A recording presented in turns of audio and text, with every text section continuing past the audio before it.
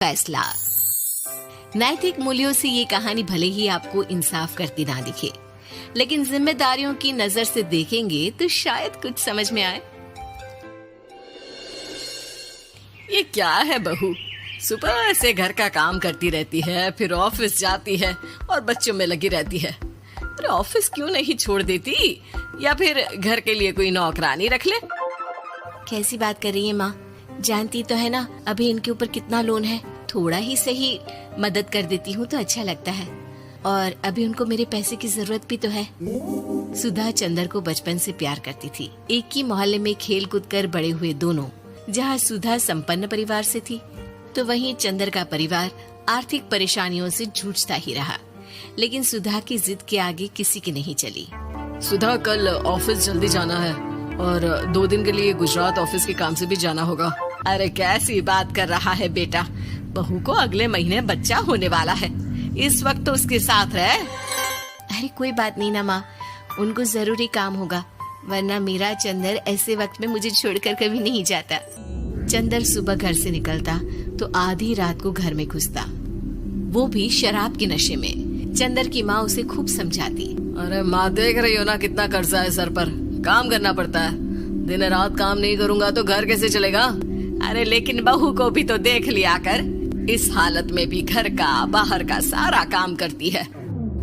चंदर तो जैसे माँ की बात सुनकर भी अनसुना कर देता है। ऑफिस के बाद चंदर का फोन माँ के पास आता है। माँ, वो ऑफिस के काम से आज रात के लिए पास के शहर के ऑफिस जाना पड़ रहा है, कल सुबह आ जाऊंगा। सुधा रात को कमरे में सो रही होती है कि उसके पेट में दर्द होता है। सुधा चंदर को वीडियो कॉल करती है। इनको फोन कर लो, शायद कुछ आराम मिले। लेकिन 10 बार फोन करने पर भी वो सुधा का फोन नहीं उठाता। ऑफिस के काम से गए हैं, हो सकता है बिजी हो। कितनी मेहनत कर रहे हैं हम लोगों के लिए। सुधा सो तो जाती है, लेकिन अकेले उसे कमरे में डर लगता है। अगले रोज चंदर घर आता है, जहाँ सुधा ऑफिस जाने के लिए तैयार हो रही थी। तुम आज भी ऑफिस जाओगे? कल रात भर तो ड्यूटी की है, थक जाओगे, छुट्टी ले लो ना। अरे नहीं, कैसी बात कर रही हो, ये तो पॉसिबल ही नहीं है। अच्छा रुको, मैं जल्दी से तुम्हारा खाना और नाश्ता बना देती हूँ। बेचारी सुधा ऑफिस जाना छोड़कर लग जाती है पति के लिए खाना बनाने, उसके कपड़े प्रेस करने और जरूरत का सामान मुहैया कराने के लिए। हो सके तो रात की ड्यूटी मत लिया करो ना, मुझे बहुत डर लगता है। अरे यार क्या है, तुम तो ऐसे बिहेव कर रही हो कि तुम ही अकेली हो जिसे बच्चा होने वाला है। इतने लोगों के पति जो काम के सिलसिले में बाहर होते हैं, उनका क्या? सुधा को चंदर के मुंह से ये बातें अजीब लगती है। अरे हुआ क्या है तुमको? पहले तो तुम मेरा कितना ख्याल रखते थे, मेरे पास रहते थे, मेरी दवा से लेकर खाने पीने तक का सारा ख्याल। और अब इस बार तो तुम एक दफा भी मेरे साथ डॉक्टर के पास नहीं आए, क्यों? अरे पागल हो गई हो क्या? पागल वाली बात कर रही हो। काम धंधा देखो या फिर तुम्हें लेकर टहलता फिरो। और मुझे शुक्रवार की रात को काम से निकलना है, सोमवार आऊंगा। सुधा को समझ में नहीं आता कि क्यों अचानक से चंदर को फील्ड का काम मिल गया है।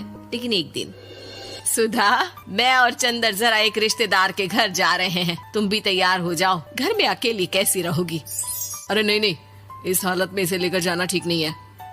अरे लेकिन मैं ऑफिस भी तो जाती हूँ, फिर घर में अकेले। चंदर उसकी कोई बात नहीं सुनता। वो सीधा कार निकाल कर माँ को लेकर चला जाता है। सुधा घर के काम में लग जाती है कि अचानक उसकी नजर चंदर के बैग पर पड़ती है, जिसमें एक कागज दिखाई देता है। इनकी कागज भी ना इधर उधर फैले होते हैं, एक भी खो जाएगा तो बवाल करेंगे। लेकिन जैसे ही सुधा वो कागज खोलकर देखती है तो वो सदमे में आ जाती है। दरअसल वो कागज नहीं, बल्कि चंदर और उसके ऑफिस में काम करने वाली लड़की चांदनी की गोवा की टिकट होती है। सुधा चंदर के बैग को खोलकर देखती है तो उसे होटल के बिल से लेकर महंगे गिफ्ट्स और दूसरे शहरों के टिकट मिलते हैं। सुधा को समझते देर नहीं लगती कि उसका पति किसी और लड़की के साथ है। चंदर के आने पर सुधा उससे बात करती है। अरे नहीं, ऐसा कुछ नहीं है, तुमको गलतफहमी हो गई है। लेकिन जब सुधा के सवाल तीखे हो जाते हैं तो चंदर को अपनी गलती माननी पड़ती है और वो सुधा से माफी मांग लेता है। सुधा फैसला कर लेती है कि वो चंदर को छोड़ देगी। बच्चे और सामान को लेकर वो घर से निकल ही रही होती है कि सास उसे रोकती है। कहाँ जाएगी बेटा, रुक जा। चंदर को सुधा का जाना खल नहीं रहा था। वो झूठे मुंह भी उसे रोकने की कोशिश ही नहीं कर रहा था। सुधा चंदर को देखती है और मायके चली जाती है। मायके में माँ कहती है, अरे ऐसे कैसे घर छोड़कर आ गई? कौन सा चंदर तुझे छोड़ रहा था? माफी तो मांग ली थी ना। देखो बेटा, बेटी डोली में जाती है और अर्थी में ही निकलती है। पर पापा, मेरा आत्मसम्मान, उसका क्या? आपने मुझे पढ़ाया लिखाया है, इस लायक बनाया कि मैं खुद का खर्चा उठा सकूं, बेटी को पढ़ा सकूं, एक अच्छा जीवन पाऊं। अरे लेकिन पति की जरूरत तो होती है ना सुधा दीदी, और अगर आपको नहीं है तो इस बच्ची का सोचो जो अपने पिता से इस कदर जुड़ी है। आने वाले बच्चे की सोचो जिसके आने से पहले ही आपने पिता का प्यार से दूर करने की सोच ली। सुधा फोन देखती है लेकिन चंदर का कोई कॉल नहीं होता। वो समझ नहीं पाती कि अपने आत्मसम्मान के बारे में सोचे या बच्चों के बारे में। मम्मी, हम नाना नानी के घर से दादी और पापा के पास कब जाएंगे? नहीं जाएंगे बेटा, अब यहीं रहेंगे। नहीं मम्मी, मैं पापा के पास जाऊंगी, मुझे दादी के साथ रहना है। और मेरे साथ? हाँ, आपके साथ भी तो, सबके साथ माँ। देखो सुधा दीदी, आपके सर पर पिता का साया होना जरूरी होता है। अपने घमंड के लिए पिता और बेटी को अलग मत करो। सुधा अब सामान उठाकर अपने ससुराल जाने लगती है, लेकिन मन में सवाल रह जाता है कि जिसे दुनिया घमंड समझ रही है वो उसका आत्मसम्मान था। चंदन ने माफी जरूर मांग ली, लेकिन कभी ये एहसास नहीं दिलाया कि वो सिर्फ उसी का है।